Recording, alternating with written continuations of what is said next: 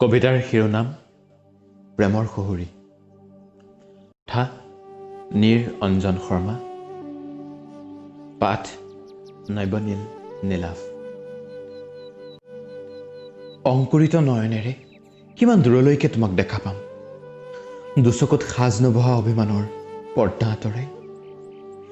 নজহা নপমা কথাবোৰ কিমান দিনলৈকে বন্দী কৰি ৰাখিম এন্ধাৰ কোঠাৰ নিৰ্ভীত গহ্বৰত।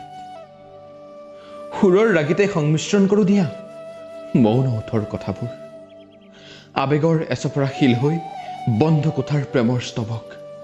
সুকোমল ৰূপত সূৰ্যমুখী ঘাটেৰে পোহৰৰ বাটলৈ নামিছে, দুচকুৰ পতাত সময়বোৰ উজ্জয়িনী হৈ উঠিছে।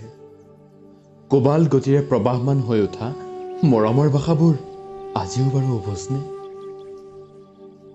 নে বিষময় পাত্ৰত আজি পোহৰৰ অহৰহ প্ৰতিফলন?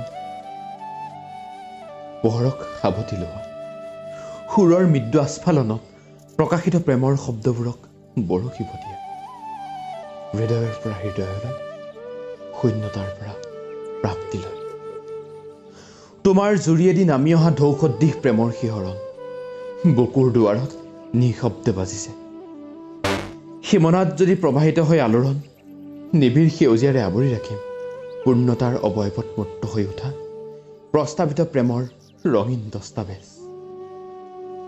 সুৰে সুৰে বৈ আহক দিয়া প্ৰতিফলিত প্ৰেমৰ ৰঙীন পংক্তি। হয়তো হাঁহিটো সৰিব জোনাকৰ বৰষুণ। ফাগুনৰ নানাৰঙী মৃদু সুৰ হৈ তোমাৰ বুকুটো নীৰৱে বাজি উঠিব অচিন সুৰত নিগৰি অহা প্ৰেমৰ শহুৰী। হয়তো তোমাৰ বুকুটো নীৰৱে বাজি উঠিব অচিন সুৰত নিগৰি অহা